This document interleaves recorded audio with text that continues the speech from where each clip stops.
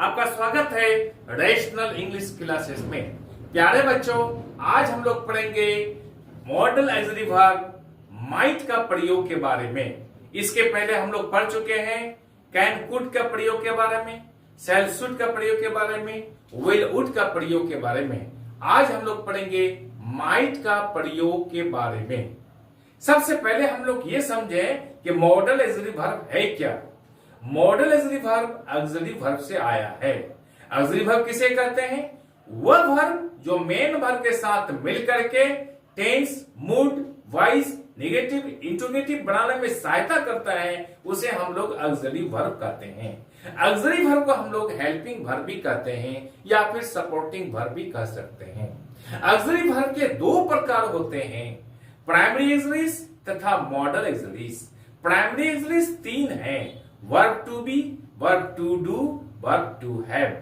Primary auxiliaries के तीन प्रकार हो गए। अब मॉडल ऑक्सिलरीज, मॉडल ऑक्सिलरीज को हम लोग मॉडल वर्ब्स भी कहते हैं या फिर मॉडल्स भी कहते हैं। ये 13 हैं, जैसे can, could, shall, should, will, would, may, might, must, use to, ought to, dare तथा नीड। ये 13 मॉडल ऑक्सिलरी वर्ब्स हैं। आज हम लोग पढ़ेंगे माइट का प्रयोग के बारे में। चले हम लोग शुरू करते हैं माइट का प्रयोग। Use of might, MIGHT, might. Might का प्रयोग कहां और कैसे किया जाता है, इसको अच्छी तरह से आप समझ लें। आप वीडियो को अंत तक देखिए ताकि पूरा कंसेप्ट आपको समझ में आ जाए। माइट एक मॉडल ऑक्सिलरी वर्ब है। मे का सिंपल पास्ट टेंस माइट होता है। डायरेक्ट नरेशन से इनडायरेक्ट में बदलते समय मे के स्थान पर माइट का प्रयोग किया जाता है। जैसे he said I may run, indirect में क्या होगा, he said that he might run. समझ गए? इनडायरेक्ट नरेशन में बदलते समय मे के स्थान पर माइट को रखा जाता है। माइट का प्रयोग सभी पर्सन्स में एक समान होता है, चाहे फर्स्ट पर्सन में हो, चाहे सेकंड पर्सन में हो, चाहे थर्ड पर्सन में हो। फर्स्ट पर्सन में जैसे I might go, second person में you might go, third person में दे माइट गो। यानी सभी पर्सन्स में एक जैसा होता है। अब इसके कुछ कंसेप्ट्स हैं, इसके कंसेप्ट्स को हम लोग पढ़ेंगे ताकि ये देखेंगे कि एग्जामिनेशन में किस प्रकार का क्वेश्चन आता है और कैसे पूछा जाता है, हम उसको आसानी से सॉल्व कर सकते हैं। पहला कंसेप्ट क्या है माइट का? माइट का पहला कंसेप्ट है कि माइट का प्रयोग परमिशन अर्थात अनुमति मांगने के लिए किया जाता है। माइट का प्रयोग परमिशन अर्थात अनुमति मांगने के लिए किया जाता है। जैसे might I use your pen, might I use your pen। देखिए, ये अनुमति मांगा जा रहा है कि आपकी एक कलम है, क्या मैं आपका कलम को प्रयोग कर सकता हूं, इस्तेमाल कर सकता हूं, यूज कर सकता हूं। तो ये परमिशन मांगा जाता है। तो परमिशन को मांगने के लिए माइट का प्रयोग किया जाता है। परमिशन मांगने के लिए, अनुमति मांगने के लिए माइट का प्रयोग कर सकते हैं। अब हम लोग दूसरा कंसेप्ट को पढ़ते हैं।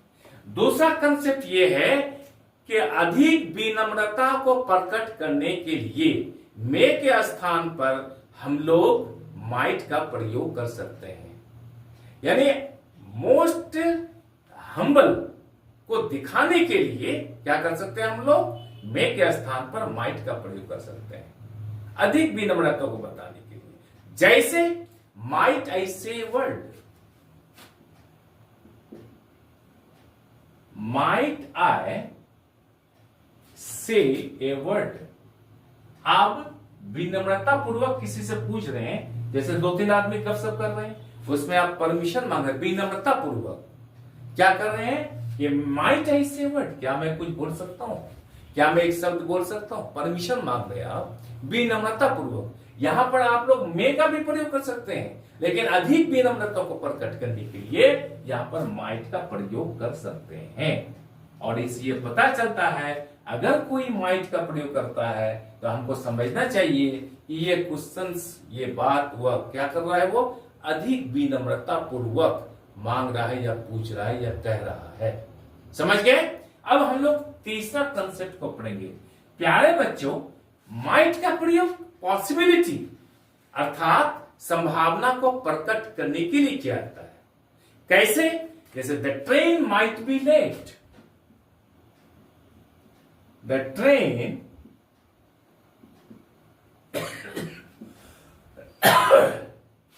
Might be late. दूसरा एग्जांपल लेते हैं हम लोग, he might be in the class, he might be in the class। ये संभावना प्रकट करने के लिए किया था। जैसे the train might be late, train late भी हो सकती है, नहीं भी हो सकती है। He might be in the class, जैसे किसी को हम लोग खोज रहे हैं, तलाश कर रहे हैं, नहीं मिल रहा है, तो हम लोग कोई बोलते हैं क्या, तो हो सकता है वो क्लास में हो। ही might be in the class, हो सकता है वो क्लास में हो। तो संभावना को प्रकट करने के लिए, पॉसिबिलिटी को प्रकट करने के लिए हम लोग माइट का प्रयोग कर सकते हैं। प्यारे बच्चों, आई एम श्योर कि तीनों कंसेप्ट आप समझ गए होंगे कि माइट का प्रयोग कहां कहां पड़ता है। आज हम लोग 3 कंसेप्ट्स को पढ़ते हैं और फिर हम लोग नेक्स्ट कंसेप्ट को अगले क्लास में पढ़ेंगे। आज हम लोग यहीं तक रखते हैं। आई एम श्योर कि वीडियो आपको अच्छी लगी होगी। आप चैनल को लाइक और सब्सक्राइब कर दीजिए और बगल वाला एक बेल आइकन को दबा दीजिए, जिससे कि हर आने वाला वीडियोस का नोटिफिकेशन आपको मिलता रहे।